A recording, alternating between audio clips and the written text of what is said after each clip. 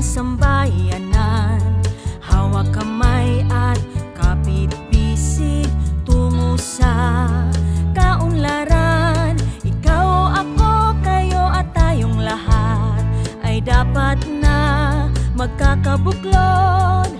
Bukod tangi ka syudad ng tagum sa dakilang Diyos ipinagkaloob.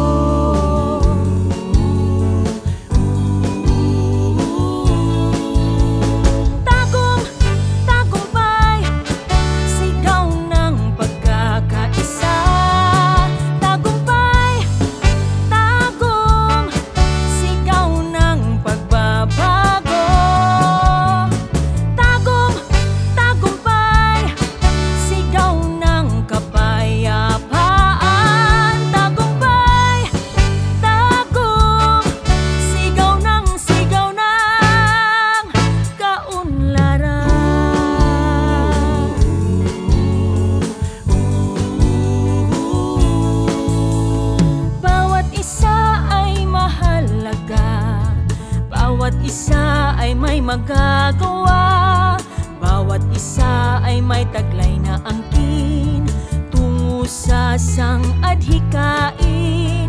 Kaya nating magtatagumpay sa mga pagsubok nitong buhay.